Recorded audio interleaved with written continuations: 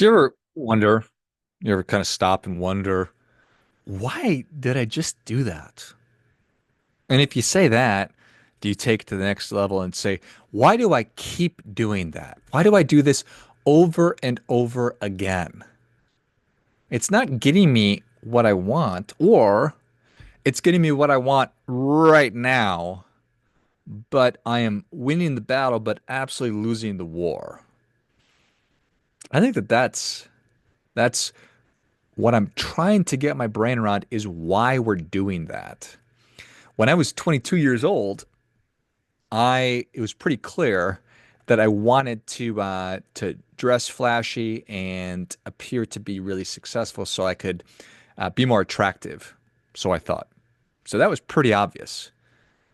And then you're 32 and your perspective on that changes a little bit. And then you're 42 and your perspective, doesn't it change? It doesn't change? Or does it change?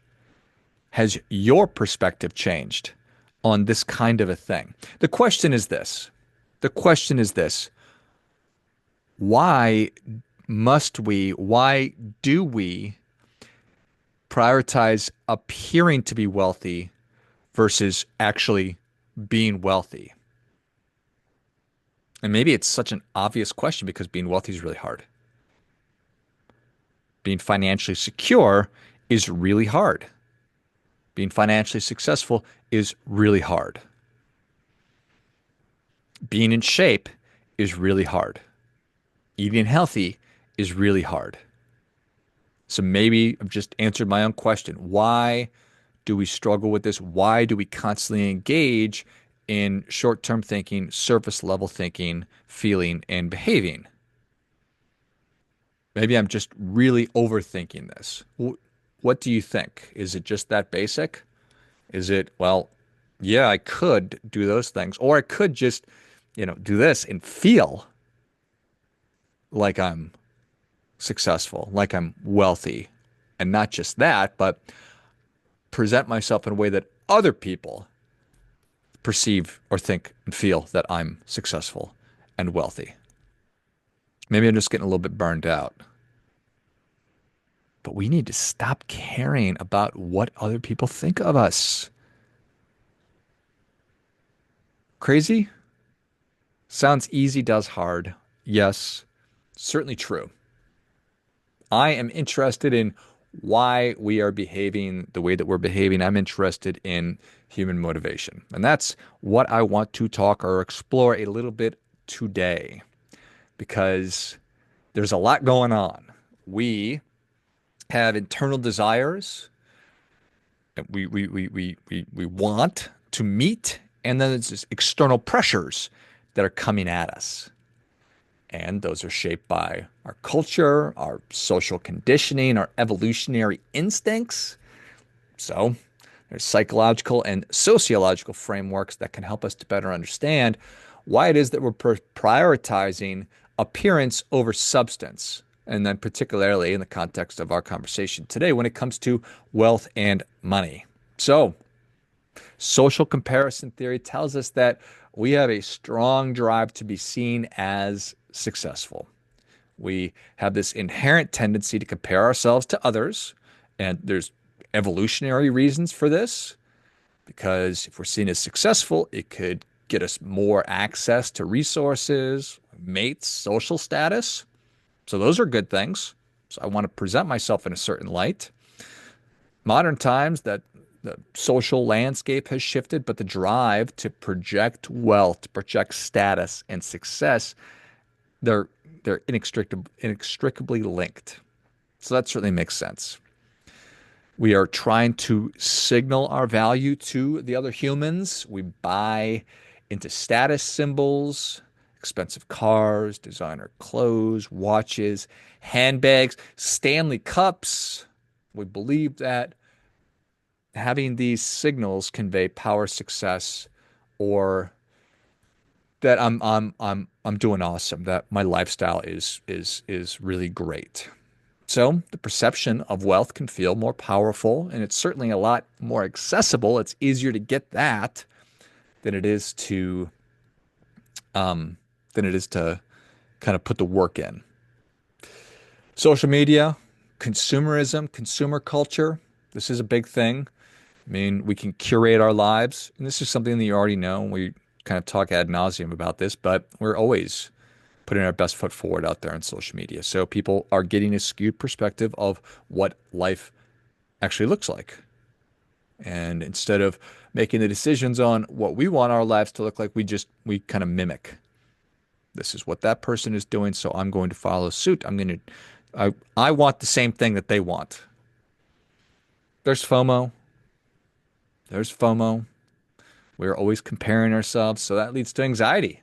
That I'm not measuring up at all.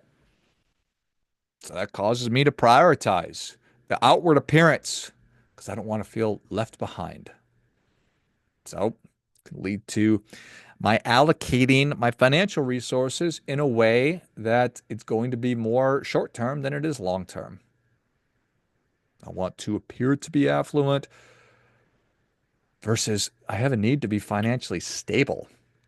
So I'm actually choosing to look a certain way than to be financially stable. And that's pretty wild. Because obviously, when we don't have financial stability, that's going to really mess with us. It's going to cause anxiety and stress and da da da da da da da. Wild how powerful this pull is. Self-esteem, one of my faves. We try to build our self-worth the wrong way. Got this such weak scaffolding around us with just crap that we have consumed versus actually making ourselves and becoming healthy, financially, just healthy, healthy in every aspect of our lives. Physically healthy, mentally healthy, emotionally healthy, relationally healthy, and financially healthy. If you feel insecure about what your current self-image is, or your social, what you perceive your social position is, you're going to resort to trying to, you're going to resort to appearing wealthy. You're going to put your resources to whatever it takes for you to feel and appear to be wealthy versus, I don't care what other people think of me. I am going to pursue actually becoming healthy and successful. And in this context, actually wealthy. So we need to stop caring what other people think of us. We need to stop looking for our validation from anyone other than you. Stop trying to get validation from anybody other than yourself. Materialism, fulfillment. I remember I was writing about fulfillment like a good at least 10 years ago. And it's probably the same today. You throw fulfillment into Google and you're just going to get constant stuff about Amazon because they have been and are now the leader in fulfillment, which is just delicious and perfect and so apropos because they figured out how I can hit one button on my phone and then the thing that I bought shows up at my house, which is fulfillment. It will certainly not lead to fulfillment. In fact, quite the opposite. But that's what's going to come up if you search for it. I mean, so many of us are walking around with this missing piece inside of ourselves. It's like that beautiful Shel Silverstein poem, The Missing Piece. If you've not read that, please check that. It's one of my favorites. And it's just a perfect microcosm for this whole thing. I'm looking for validation. I'm looking for fulfillment from things outside of myself. And it's never going to happen. That's an inside job. If you don't know that, maybe one day you'll figure that out. But in the meantime, you should just take my word for it. Stop focusing on what anybody else thinks of you. Unless they're paying your bills, unless they're funding your 401k, unless they're doing the things that are going to lead you to becoming a healthy person, which they're not. Stop paying attention. Focus on you. Do the work. Gratification. Delayed versus instant. Well, that's obvious. Can tell you if you're going to be financially successful or not. Right now, can you save money? If you can, you've got a chance. If you can't, you got no chance, buddy. None. If you cannot save money, if you are unable to delay gratification, you are going to have a really hard time ever becoming financially secure. And then you will never have a chance to become financially successful. So that is the truth. Certainly, maybe you don't understand how money works. My heart goes out to you. Let's get you some help. I wonder if there was any way that you could learn about financial literacy. Oh, it's everywhere. We are awash in financial literacy. There is no excuse for you not understanding how your 401k works. There is no excuse for you not understanding the difference between a Roth IRA and a traditional IRA. There's no reason. There's no reason that you don't understand term insurance. There's no reason that you don't understand, who needs a will. Go to YouTube right now and just type that in. What's the difference between a Roth IRA and a traditional IRA? You're going to get 1,000 wonderful videos. Go to investopedia.com. Whatever query you have about money or finance or whatever, it's going to be on that site. And it'll be really well done. There's just no reason. So let's cross that one off. Status as a tool for social capital. Well, this is a real thing. When people perceive that you are a wealthy person, it can open doors to opportunities, whether in business or social circles, romantic partnerships. Social currency is a real thing. There's no doubt about it. And I appreciate the idea of faking it till you make it. So the danger of that is simply lying to yourself and thinking that you are actually making it, when in fact you are just faking it. So I don't mind. I don't, if, and that's how you present yourself in the world really matters, for sure. How you conduct yourself really matters. The impact you have on other people and how you treat them, how you carry yourself really matters. So I'm not saying don't do that. I'm not saying don't put your best foot forward. I'm not saying don't have nice clothes. I'm not saying don't polish your shoes. I'm not saying any of these things. What I am saying is do not do one and sacrifice the other one. Do not do one in place of the other.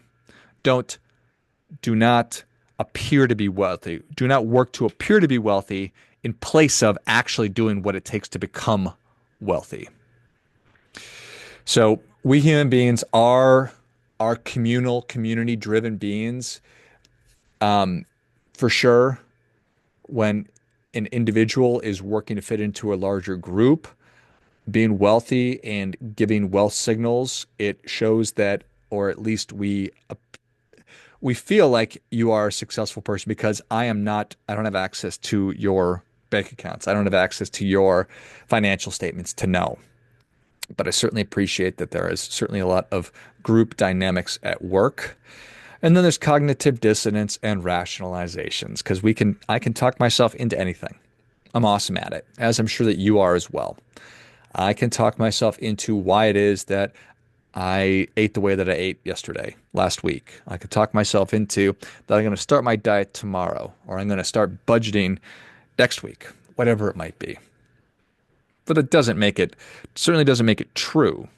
And I know in my heart of hearts that me BSing myself is not getting me closer to what I want. In fact, it's doing the opposite. It is taking me farther away from what I want. So there's so many different ways, or so many different reasons, and so many different motivators that we human beings have. We're complex. Our motivations are rarely just one thing. Our desire to appear to be wealthy at the expense of actually becoming wealthy can be a result of deep-seated psychological needs for validation and self-worth and status, and then you compound and exacerbate that through external societal pressures and the lure of instant gratification. Whew, I get it. It's really hard. Achieving lasting wealth is going to require a lot more. It's going to require more. You think about what the inflection point is. Where is it? When I wake up and I say, oh, you know what? I see the error of my ways. I realize that what I'm doing is not going to get me what I want. It's unsustainable. Me just pretending. I'm faking it and have faked it for so long that I need to actually start doing the work or doing the things that it takes. Maybe that's some kind of an age-related inflection point around 40 or 50. Maybe that's me. Start to kind of realize things. But in young adulthood, it's oftentimes you're in your 20s and your 30s, and you realize that the things that I thought that I was going to like and the things that I thought that would be of value to me and that were really going to be drivers and important parts of my life just aren't. And hopefully, God willing, by the time that you are in your 60s and beyond, you can evaluate and start looking in the rearview mirror saying, okay, the things that I thought, the plans that I made, the things that I executed on how I applied my most valuable resources. It got me what I want or it didn't. Maybe there's even life events. That for sure is true. You get married, you have a baby. There's these different life events, or maybe from a negative standpoint, you get some kind of a bad news from a health perspective. You get a you get some kind of a diagnosis. I got cancer. Holy cow, I've got a problem with my heart. I don't know. Or you have a relationship that breaks down. So many different things that can catalyze. So many different things. Medical event, you all of a sudden have a bunch of debt. Who knows? Or maybe you just start thinking about what really matters. And you start thinking about these are, in fact, my higher level desires, my higher level wants. Recognizing that we all have these surface level wants and needs that must be met. But what's that next level? The evolution of consciousness, the evolution of purpose, searching for meaning. We are meaning seeking creatures. And hopefully, I've given you something to chew on, something to think about, not just howling at the moon or screaming into the void or pissing into the wind as it would be. Because I don't want to do that. I really want to advocate and encourage people to strive and search for and to pursue internal motivation and internal satisfaction and internal fulfillment, driving at contentment. I want to be content. I want to be happy, certainly, but I want to be content. And that requires a shift. It requires a shift in our thinking. It requires a shift in our behaviors, so many different ways. So I think that when we are doing something, what is it that kind of takes us to do that? And well, you you never have to do these things, right? You never have to come to these realizations. You never have to have an awakening. You never have to have an event. You could just keep doing what you're doing forever. You could never learn.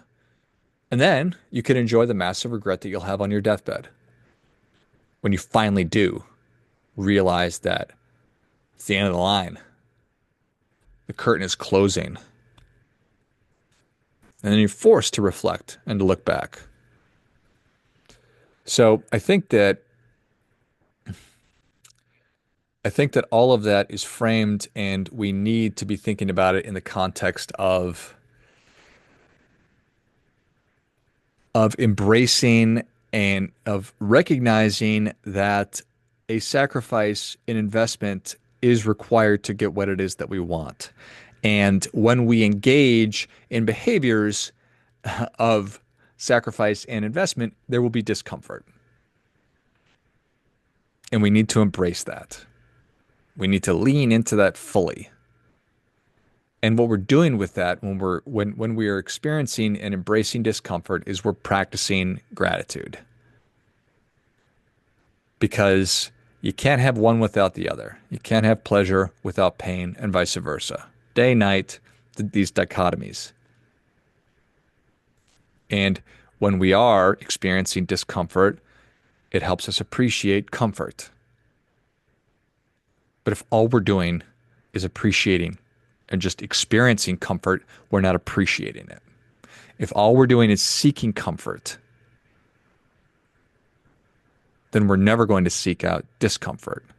Therefore, we'll never really enjoy the comfort that we have. We won't be grateful for it. And we all know we're supposed to practice gratitude. We're supposed to be grateful. And that's fine. If you can do that, if you can sit down and write down the 3 things you're grateful for every day, then that's awesome. Then do that. For you, if you can't do that, if you've tried to do that, it hasn't worked, embrace discomfort. I believe that embracing discomfort can deepen your sense of gratitude. It'll help you appreciate what it is that you have. It'll help you acknowledge simple pleasures. It will help you recognize that hardship is fleeting and temporary. It'll help you be happy with the fact that you have a healthy body that works. And it'll help you appreciate the process. When you commit to eating well and exercising, you will lose weight, you will develop muscle, you will go through a process that will be of great value to you. When you make the decision to stop living paycheck to paycheck and to get out of debt, the sacrifices that you will make, the hard work and the discomfort that you will endure in order to do that will give you so many wonderful things. Teach you self-confidence, and it will be earned. It will give you self-esteem, which is earned. It will give you grittiness, tenacity. These are muscles and skills that can be developed. So discomfort is not a burden. It's an opportunity for self-improvement. It's an opportunity to be grateful for the lessons. It's an opportunity for you to appreciate everything that you are going through along the way. And then when you come out on the other side, you will come out a far better person. And all of that demands you stop caring what other people think of you. Stop caring what other people think of you. It's none of your business. What is your business is understanding what is the most important thing, understanding what is necessary and required in order to get the most important thing, and then to do it and to embrace the discomfort that inevitably and inherently will come along with doing something that is of value. What you're doing, I don't know what you're doing, but if you are currently just awash in comfort and oblivious to the toll that it's taking on you, ate free, just wallowing in comfort has a massive price tag. Giant. It's your potential. It's foregoing compound interest. It is the time value of money. It's all of these things. We have to do hard things. You have to do things that matter. You have to do fewer easy things. Stop focusing on things that don't matter. Stop worrying about what people think of you, or more so, what you think other people are thinking of you. And just go inside. Focus on what you have control over. Focus on the things that really matter. Because at the end of the day, there's never going to be anybody more interested in your financial success than you are. So act accordingly.